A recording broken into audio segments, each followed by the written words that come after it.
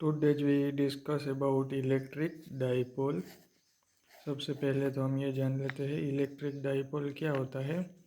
To equal and opposite charges, जैसे example ये plus q और ये minus q. Two equal and opposite charges separated by certain fixed distance known as electric dipole. Means electric dipole एक ऐसी system है जिसमें दो electric charges है, दोनों इक्वल अमाउंट इक्वल मैग्नीट्यूड के हैं लेकिन ऑपोजिट चार्जेस है और वो सर्टन फिक्स डिस्टेंस से सेपरेटेड है। इसी डिस्टेंस को मोस्टली 2a से डिनोट किया जाता है, यानी कि डाइपोल के सेंटर से दोनों साइड a ये जो दो चार्जेस है प्लस क्यू और माइनस क्यू, उसके मिड पॉइंट को डाइपोल का सेंटर बोला जाता है। यह डाइपोल के सेंटर से दोनों साइड के डिस्टेंस को ए कैलकुलेट किया जाता है, यानी कि दोनों चार्ज के सेपरेशन डिस्टेंस हुआ 2a।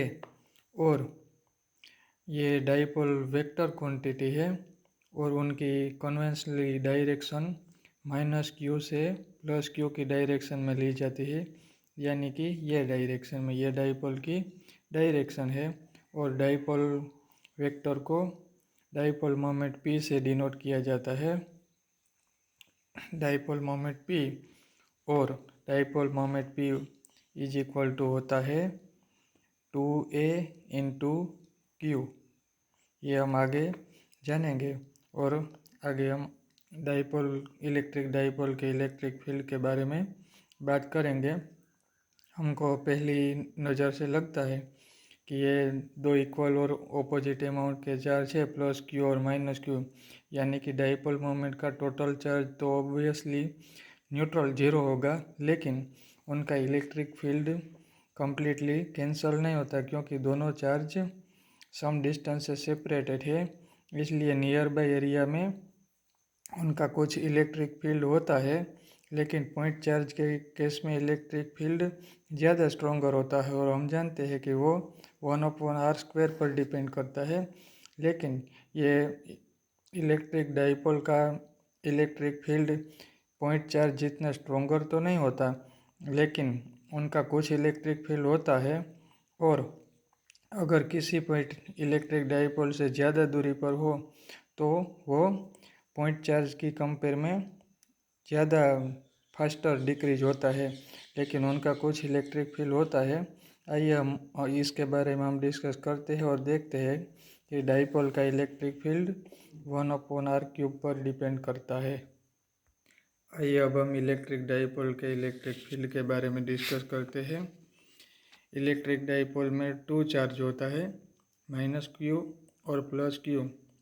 इसलिए इनके इलेक्ट्रिक फील्ड कैलकुलेट करने के लिए दोनों चार्ज से जो इलेक्ट्रिक फील्ड प्रोड्यूस होते हैं वो कूलम्ब्स का लॉ यूज करके कैलकुलेट किया जाता है। बाद में सुपरपोजिशन प्रिंसिपल के according net electric field calculate किया जाता है। हम इलेक्ट्रिक डाइपोल के इलेक्ट्रिक फील्ड के बारे में 2 पॉइंट के इलेक्ट्रिक फील्ड की कैलकुलेशन और डिस्कशन करेंगे। एक पॉइंट डाइपोल की एक्सिस पर लेंगे और दूसरा पॉइंट डाइपोल के इक्वेटोरियल प्लेन पर लेंगे। डाइपोल की एक्सिस पर मीन्स यहाँ मैंने फिगर में ड्रॉ किया है, ये डाइपोल है। और अगर ये डाइपोल की ये एक्सिस है, ये डाइपोल की एक्सिस है, ये एक्सिस पर किसी भी पॉइंट हो उसके बारे में हम इलेक्ट्रिक फील्ड पहले कैलकुलेट करेंगे और बाद में हम इलेक्ट्रिक डाइपोल के इक्वेटोरियल प्लेन पर किसी पॉइंट लेंगे। इक्वेटोरियल प्लेन मीन्स डाइपोल के सेंटर में से जो प्लेन पास होता है और उसकी एक्सिस से परपेंडिकुलर होता है, उसी प्लेन को इक्वेटोरियल प्लेन बोला जाता है। यहाँ ये प्लेन ऑफ पेज के पेपर में जो ये डाइपोल है और ये उनकी एक्सिस है, ये एक्सिस के परपेंडिकुलर मीन्स ये ऐसा प्लेन और ये प्लेन डाइपोल के सेंटर में से पास होना चाहिए, यानी कि ऐसा जो प्लेन है ये प्लेन ऐसा प्लेन है, ये ऐसा प्लेन जो है वो इक्वेटोरियल प्लेन है। और उसी प्लेन पर यानी कि ये प्लेन पर जो इनवर्ड आउटवर्ड यानी कि प्लेन ऑफ पेज के पेपर से नॉर्मल है। इसी प्लेन पर कोई भी पॉइंट लेंगे और उसके इलेक्ट्रिक फील्ड के बारे में कैलकुलेशन करेंगे। आइए अब हम डाइपोल की एक्सिस पर किसी पॉइंट लेकर उनके इलेक्ट्रिक फील्ड कैलकुलेट करते हैं। यहाँ मैंने जो फिगर ड्रॉ की है ये मैं दोबारा ड्रॉ करने की कोशिश करता हूँ। ये हमारा एक चार्ज है प्लस क्यू और ये दूसरा चार्ज है माइनस क्यू। ये डाइपोल का मिड पॉइंट यानी कि डाइपोल का सेंटर। डाइपोल की डायरेक्शन हम जानते हैं माइनस क्यू से प्लस क्यू की डायरेक्शन में, यानी कि ये डाइपोल की डायरेक्शन है और उसको मैं dipole moment vector unit vector P से डिनोट कर देता हूँ, यानी कि ये डाइपोल मोमेंट की डायरेक्शन है माइनस क्यू से प्लस क्यू में पॉजिटिव चार्ज की। और ये डाइपोल की एक्सिस है। ये हम किसी भी दोनों साइड की एक्सिस पर किसी भी पॉइंट ले सकते हैं। मैं यहाँ डाइपोल के सेंटर से आर दूरी पर, ये डाइपोल का सेपरेशन 2a है। डाइपोल का सेपरेशन डिस्टेंस दोनों चार्ज के बीच में 2a।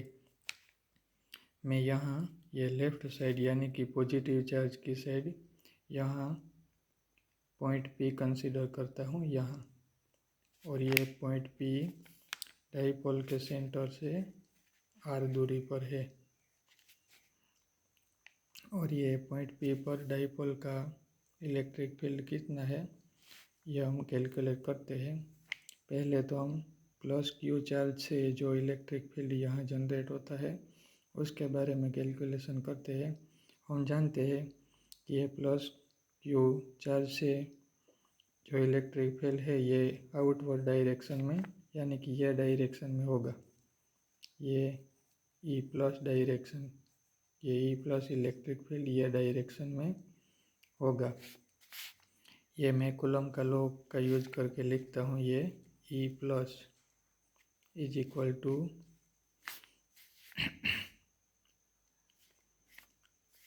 Q upon 4 pi epsilon 0 और डिस्टेंस, ये चार्ज यहाँ है प्लस क्यू से यहाँ तक, यानी कि डाइपोल का ये सेंटर जो है ये सेंटर से यहाँ तक का ये डिस्टेंस r है। उनमें से ये जितना डिस्टेंस सब्सट्रैक्ट करना पड़ेगा, यानी कि r माइनस a उनका स्क्वायर। ये हम देख सकते हैं ये मिड पॉइंट से हमारा पॉइंट r दूरी पर है, लेकिन ये चार्ज यहाँ पर है, यानी कि ये जितना डिस्टेंस हमें लेस करना पड़ेगा। यानी कि पॉजिटिव चार्ज का इलेक्ट्रिक फील्ड होगा q upon 4 pi epsilon 0 r minus a whole square. और ये पॉजिटिव चार्ज का जो इलेक्ट्रिक फील्ड है उनकी डायरेक्शन ये unit vector dipole moment p की डायरेक्शन में, यानी कि ये डायरेक्शन में होगी। अब हम माइनस चार्ज के इलेक्ट्रिक फील्ड को कैलकुलेट करते हैं और हम देखते हैं कि ये माइनस चार्ज है उनका इलेक्ट्रिक फील्ड इनवर्ड डायरेक्शन में होता है। ये माइनस चार्ज का ऐसे, यानी कि यहाँ P पॉइंट पर यह डायरेक्शन में इलेक्ट्रिक फील्ड होगा, ये डायरेक्शन में E माइनस से मैं डिनोट करता हूँ E माइनस क्यू, ये E plus q. E minus q is equal to होगा क्यू अपॉन 4 पाई एप्सिलॉन 0 और ये पॉइंट P से यहाँ तक का डिस्टेंस, ये मिड पॉइंट तक का डिस्टेंस r है और बाद में ये डिस्टेंस a, यानी कि टोटल डिस्टेंस होगा r plus a whole square. और ये डायरेक्शन ये डाइपोल मोमेंट के यूनिट वेक्टर की डायरेक्शन से ऑपोजिट है, इसलिए मैं माइनस साइन लगा देता हूँ। अब ये दोनों इलेक्ट्रिक फील्ड जो प्लस क्यू और माइनस क्यू चार्ज से जनरेट हुए हैं उसे मैं वेक्टर एडिशन कर देता हूँ, या इसलिए मुझे टोटल इलेक्ट्रिक फील्ड मिलेगा एक्सिस के पॉइंट पर E plus q plus E minus q is equal to q upon 4 pi epsilon 0 r minus a square p vector minus q 4πε0 r plus a square p vector. मैं दोनों में से Q upon 4πε0 common ले लेता हूँ, तो bracket में रहेगा 1/r-a whole square minus 1r plus a square. और ये डायरेक्शन को मैं आउटसाइड लिख देता हूँ ऐसे में होगा क्यू अपॉन 4πε0। यहाँ मैं एलसीएम ले लेता हूँ, यानी कि डिनोमिनेटर में r minus a square r plus a square. यहाँ r प्लस ए स्क्वेयर से मल्टीप्लाई करना पड़ेगा माइनस यहाँ r माइनस ए स्क्वेयर से मल्टीप्लाई करना पड़ेगा डायरेक्शन p, यानी कि क्यू अपॉन 4πε0। ये ब्रैकेट को मैं सोल्व कर देता हूँ, r square plus a square plus 2ar। और ये ब्रैकेट को यहाँ माइनस साइन है, ये ब्रैकेट को सोल्व करने पर हमें मिलेगा r square plus a square minus 2ar। और ये सारा का सारा माइनस साइन में है, यानी कि minus r square minus a square plus 2ar ऐसे हो जाएगा। और ये जो है उसको मैं ऐसे भी लिख सकता हूँ r square minus a square उसका स्क्वेयर, क्योंकि हम जानते हैं कि x square minus y square is equal to x minus y, x plus y ऐसा होता है। और अगर यहाँ मैं स्क्वायर कर दूँ तो यहाँ भी स्क्वायर हो जाएगा, इसलिए ये दोनों टर्म को मिलाकर मैं ऐसे लिख सकता हूँ। और ये डायरेक्शन यूनिट वेक्टर p, यानी कि फाइनल में हमें net electric field is equal to मिलेगा क्यू, ये दोनों कैंसिल हो जाएंगे 4ar q into 4ar upon r square minus a square उसका स्क्वेयर। और अगर हमारा पॉइंट P जो हमने एक्सिस पर लिया है उसका डिस्टेंस r बहुत ज़्यादा होगा डाइपोल के सेपरेशन डिस्टेंस की कंपेयर में, r very greater than a, तो ऐसे केस में हम ये a को निग्लिजिबल मान सकते हैं। और ऐसे केस में हमारा इलेक्ट्रिक फील्ड ई वेक्टर होगा q इंटू 4ar अपॉन, ये हम a को निग्लिजिबल मान लेते हैं तो ये होगा r क्यूब, यानी कि ये r कैंसल, तो फाइनली हमें मिलेगा q into 4a upon r cube. यह डाइपोल की एक्सिस पर किसी भी पॉइंट के लिए इलेक्ट्रिक फील्ड है। अब हम इक्वेटोरियल प्लेन पर किसी पॉइंट के लिए इलेक्ट्रिक फील्ड की कैलकुलेशन करते हैं।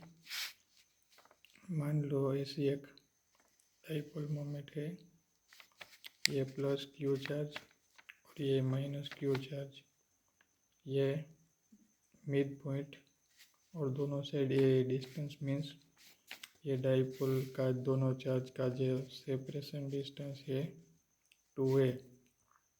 ये मिड पॉइंट में से जो पास होता है और डाइपोल की एक्सिस की परपेंडिकुलर होता है उसी प्लेन को इक्वेटोरियल प्लेन बोलते हैं। यानी कि यहाँ डाइपोल की एक्सिस का प्लेन है प्लेन ऑफ पेज, उनके नॉर्मल और ये सेंटर में से पास होने वाले ऐसे जो प्लेन होगा ये प्लेन इक्वेटोरियल प्लेन कहलाएगा। और ये प्लेन पर ये किसी भी पॉइंट, यहाँ हम एक पॉइंट P ले लेते हैं, ये पॉइंट P पर हम इलेक्ट्रिक फील्ड कैलकुलेट करते हैं। और ये जो P पॉइंट है ये डाइपोल के मिड पॉइंट से r दूरी पर है। यहाँ दो चार्ज है, ये प्लस क्यू चार्ज और ये माइनस क्यू चार्ज। ऐसे यहाँ मैं रफली फिगर ड्रॉ करता हूँ। ये हम दोनों चार्ज से जो इलेक्ट्रिक फील्ड जनरेट होते हैं उसको कूलम के लॉ अकॉर्डिंग कैलकुलेट करके बाद में सुपरपोजिशन प्रिंसिपल का यूज करते हैं।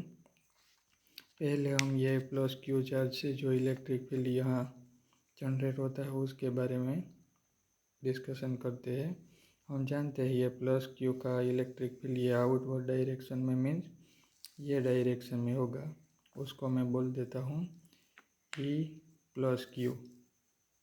और ये माइनस क्यू से जो इलेक्ट्रिक फील्ड जनरेट होता है वो इनवर्ड डायरेक्शन में यानी कि ये डायरेक्शन में होगा, ये डायरेक्शन में, उसको मैं बोल देता हूँ ई माइनस क्यू। यानी कि ये पॉइंट पी पर माइनस चार्ज के कारण ये डायरेक्शन में फील्ड होगा और प्लस क्यू चार्ज के कारण ये डायरेक्शन में फील्ड होगा। ये दोनों फील्ड के जो वेक्टर है उसको हम पैरेललोग्राम लॉ का यूज करके भी फाइनल वेक्टर कैलकुलेट कर सकते हैं, लेकिन ये कॉम्प्लेक्स मेथड हो जाएगी, इसलिए हम ये दोनों कंपोनेंट है उसको एक्स और वाई कंपोनेंट में डिवाइड कर देते हैं।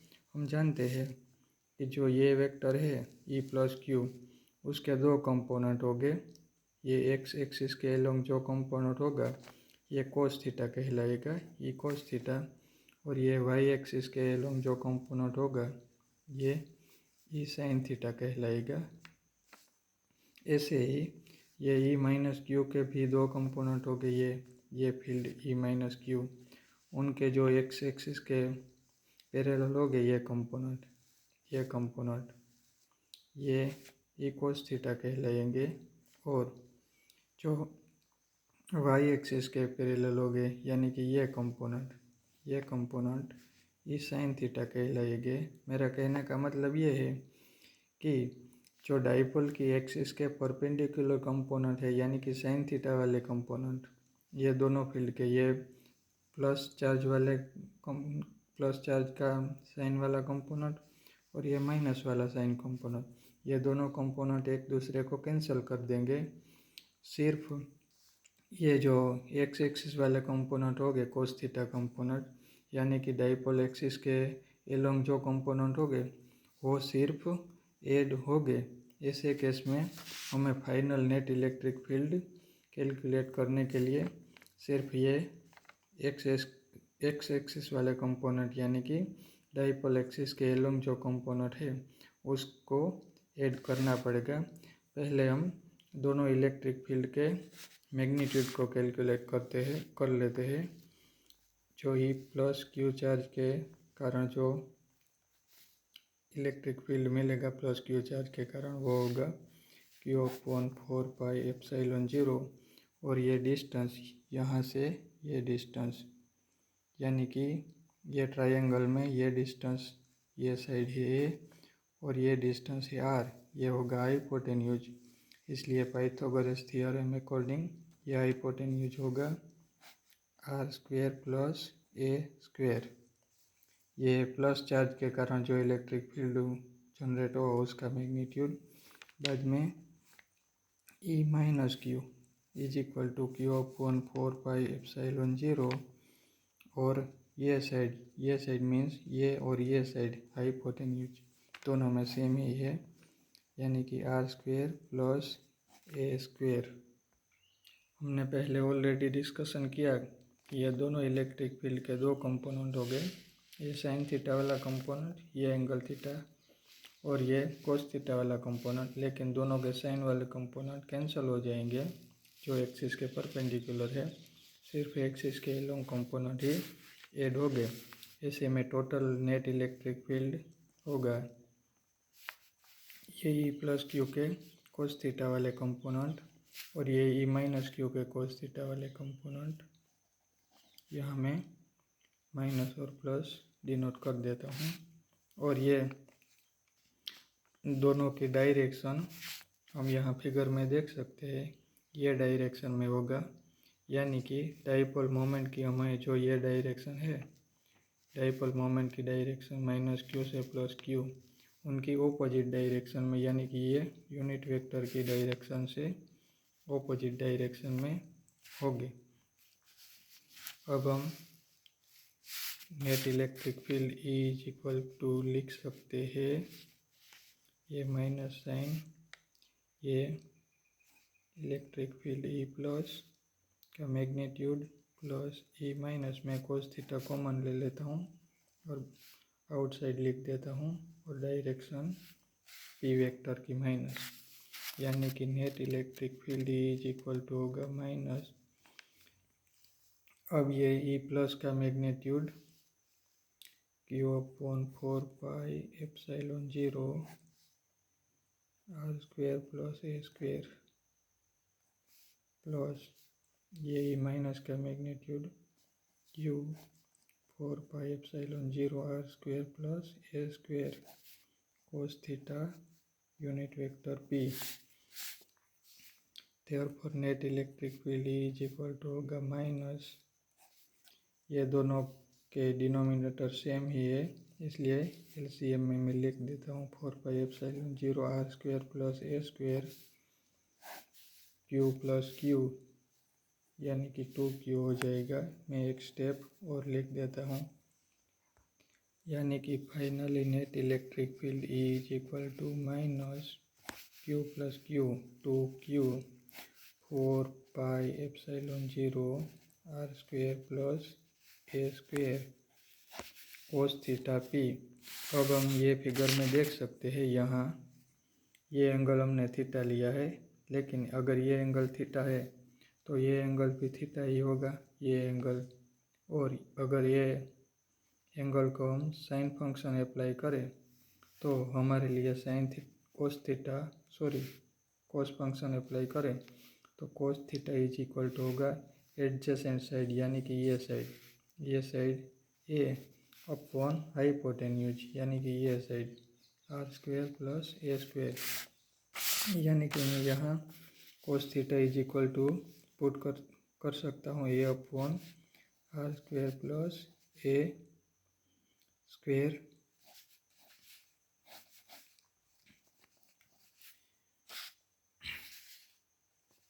और डायरेक्शन पी वेक्टर, यानी कि final electric field is equal to होगा माइनस ये 2qa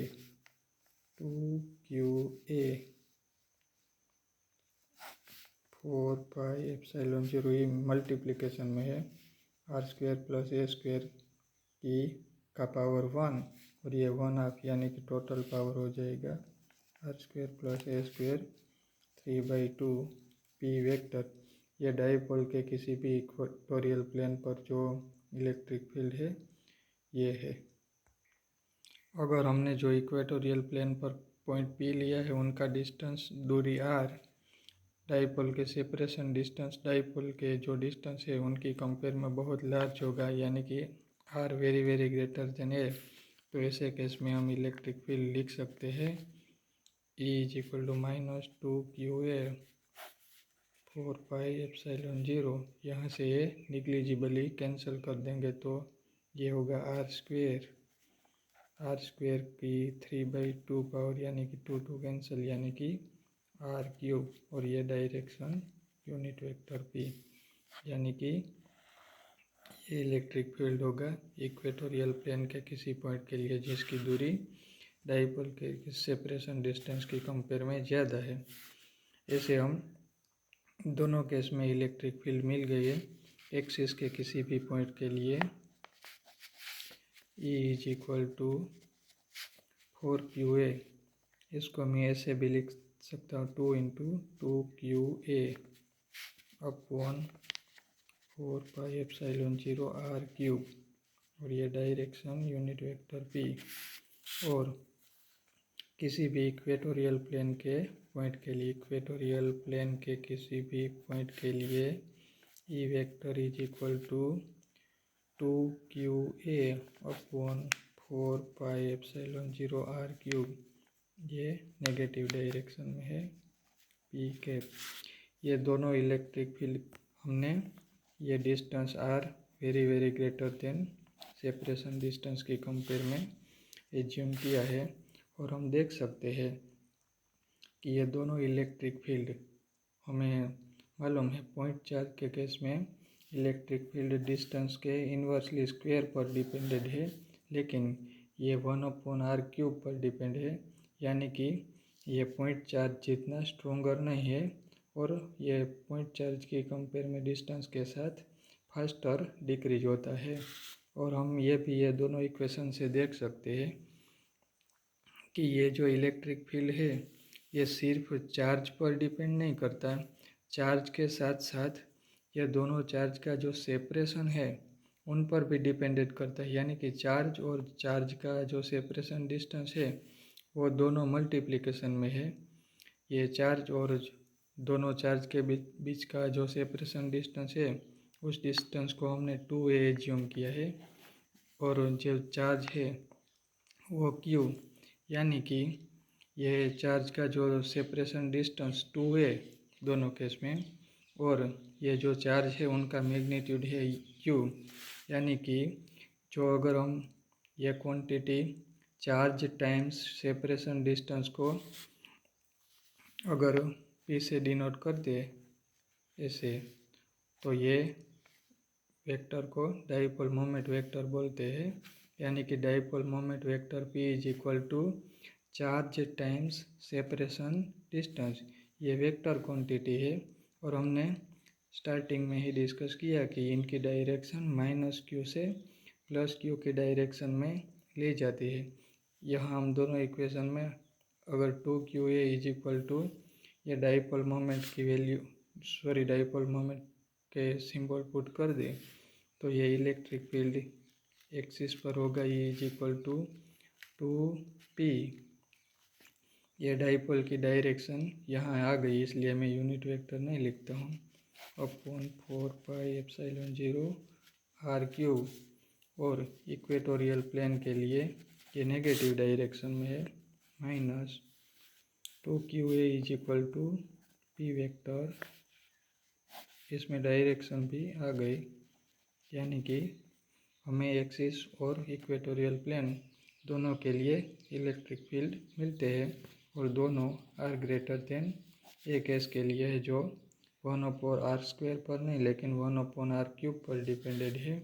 और उनके मैग्नीट्यूड की बात करें तो एक्सिस पर जो इलेक्ट्रिक फील्ड है वो इक्वेटोरियल प्लेन से 2 गुना है, और डायरेक्शन की बात करें तो ये एक्सिस पर जो डायरेक्शन है वो डाइपोल मोमेंट की डायरेक्शन में ही है, लेकिन इक्वेटोरियल प्लेन पर हमें जो इलेक्ट्रिक फील्ड मिलता है वो डाइपोल मोमेंट की डायरेक्शन से ऑपोजिट है।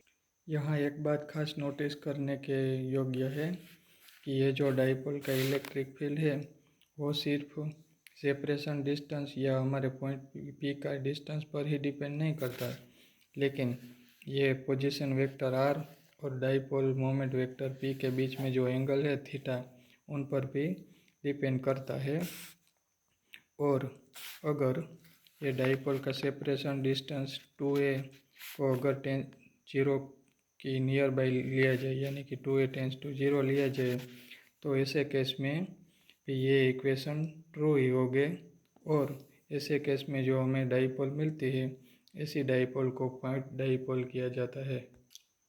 अब हम साथ साथ में physical significance of electric dipole के बारे में बात कर लेते हैं। हमने डिफाइन किया कि अगर दो चार्ज के बीच में जो सेपरेशन डिस्टेंस है उसे हम 2a बोलते हैं, ये टेंस टू 0 लिया जाए तो ऐसे केस में जो इलेक्ट्रिक डाइपोल होती है उसे पॉइंट डाइपोल कहा जाता है। और डाइपोल के जो फिजिकल सिग्निफिकेंस की हम अब डिस्कस करने जा रहे हैं, अब हम इसमें ये ऐसी पॉइंट डाइपोल के बारे में ही बात करते हैं। हमारे रियल में जो किसी भी एटम मोलेक्यूल होते हैं ये ऐसे ही पॉइंट डाइपोल हम कंसीडर कर सकते हैं, क्योंकि उनमें जो न्यूक्लियस है उनके चार्ज को अगर हम +q कहें तो सारे के सारे इलेक्ट्रॉन क्लाउड के जो चार्ज होंगे ये इक्वल और ऑपोजिट अमाउंट के -q होंगे। यानी कि ये हमारे जो एटम या मोलेक्यूल है वो एक तरह की डाइपोल ही है, क्योंकि उनमें दो इक्वल और ऑपोजिट अमाउंट के चार्ज है, न्यूक्लियस और इलेक्ट्रॉन क्लाउड। लेकिन ये जो पॉजिटिव और नेगेटिव चार्ज का कॉम्बिनेशन है वो एक दूसरे पर ओवरलैप हो रहा है, यानी कि सेपरेशन डिस्टेंस बहुत ही निग्लिजिबल होता है। और अगर ये पॉजिटिव और नेगेटिव चार्ज दोनों एक दूसरे पर ओवरलैप हो रहे हैं तो ऐसे केस में कोई हमें नेट डाइपोल नहीं मिलेगी, क्योंकि separation distance 2a is equal to 0 होगा। और ऐसे मॉलिक्यूल को नॉन पोलर मॉलिक्यूल कहा जाता है, नॉन पोलर मॉलिक्यूल, और उसकी कोई परमानेंट डाइपोल मोमेंट नहीं होती। ऐसे एग्जांपल CO2, CH4, ये जो ऐसे मॉलिक्यूल है उनमें पॉजिटिव और नेगेटिव चार्ज दोनों एक दूसरे पर ओवरलैप हो रहे हैं और उनकी कोई परमानेंट डाइपोल मोमेंट नहीं होती, इसलिए ऐसे मॉलिक्यूल को नॉन पोलर मॉलिक्यूल कहा जाता है। लेकिन कुछ मॉलिक्यूल ऐसे भी होते हैं उनमें पॉजिटिव और नेगेटिव चार्ज सर्टन डिस्टेंस से सेपरेट होते हैं और उनकी परमानेंट डाइपोल मोमेंट होती है। ऐसे मॉलिक्यूल को पोलर मॉलिक्यूल बोला जाता है। पोलर मॉलिक्यूल ऐसे एग्जांपल वाटर का मॉलिक्यूल पोलर मॉलिक्यूल है और उसको परमानेंट डाइपोल मोमेंट है। और अगर हम नॉन पोलर मॉलिक्यूल के केस में अगर एक्सटर्नल इलेक्ट्रिक फील्ड अप्लाई करें तो उसमें पॉजिटिव और नेगेटिव चार्ज दोनों सेपरेट होते हैं और इलेक्ट्रिक डाइपोल मोमेंट जनरेट होती है, यानी कि इलेक्ट्रिक डाइपोल मोमेंट इंड्यूस होती है। उसको आगे हम डिस्कस करेंगे, पोलराइजेशन कहा जाता है। और ये पोलराइजेशन की फिनोमिना जो वेरी इंटरेस्टिंग प्रॉपर्टी जो मटेरियल मैटर में होती है और उसके इम्पोर्टेंट एप्लीकेशन भी होते हैं जो एब्सेंस या प्रेजेंस इलेक्ट्रिक फील्ड में इंडिकेट करते हैं, उसके बारे में हम आगे डिस्कस करेंगे।